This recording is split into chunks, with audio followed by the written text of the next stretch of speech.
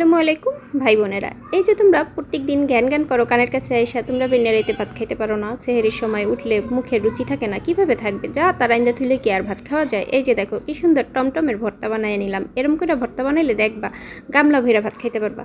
তো এই ভর্তা বানানোর জন্য ফ্রিজ দিয়া টাইনা টুইনা গলা ধইরা 4খানা টমেটোরে নিয়ে আসলাম। এরপরে এগুলারে নারী জাতির জীবনের মতো একেবারে পোড়া পোড়া কইরা দিলাম। তো টমটমগুলোকে পোড়া পোড়া করা হইলে নিয়ে আসলাম আবার কয়টা অপদার্থ, শুকনা মরিচকে। এই অপদার্থগুলোকে ভেজে রাখছিলাম, কিন্তু এমন অপদার্থ ওরা একেবারে তানাইয়া গেছে। তো এটিকে আবার মচমচা করে একটা বাসনের মধ্যে নিয়ে নিলাম, সাথে দিয়ে দিলাম লবণ। লবণ আবার বেশি দিতে যাইও না, সেই সাথে আবার 1 গামলা পেঁয়াজ দিয়ে দিলাম। এইবার ওই যে বিপরীত পাশের বেড়া মানুষটার কথা মনে কইরা তার উপরে সব রাগ জিত এই পেঁয়াজ আর মরিচের উপরে ঢাইল্লা দিয়ে এগুলোরে একেবারে মাথা মাথা করে নিবা। তো এইগুলারে সুন্দর করে মাথা মাথা করার সময় আবার সব রাগ জিত ঢাইল্লা দিও না, কিছুটা বাকি রাখো। এই যে আবার নিয়ে আসলাম কানে ধইরা ধুন্না পাতারে, এইবার এইটার উপরেও কিছুটা রাগ ঝাইরানো।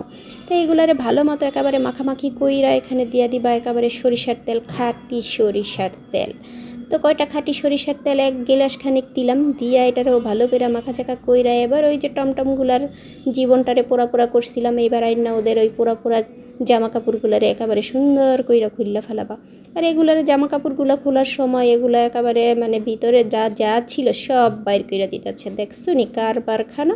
কিন্তু আমিও নাসরবান্দা জামা কাপড় তো খুইলা ছাড়মুই। এইবারে কি করবা, এই টমটমগুলার উপরে বাকি যে রাগ ক্ষোভ জেদগুলো আছে সেগুলা ঝাইরা দিবা, বুঝছো? তো সব যা রাগ জিদ কমানো হইয়া গেলে এগুলার কি করবা, সুন্দর করে একটা বাটির ভিতরে পরিবেশন করবা। তো এই যে এই টমটমের ভর্তা দিয়া ভাত খাইতে কিন্তু সেই মজা লাগে। আর সেহরির সময় তোমাদের আর অরুচি হবে না, গামলা ভইরা ভাত খাইতে পারবা ইনশাআল্লাহ। তো এই রেসিপিটা তোমরা ট্রাই করতে পারো, মনে করাইয়া দিলাম।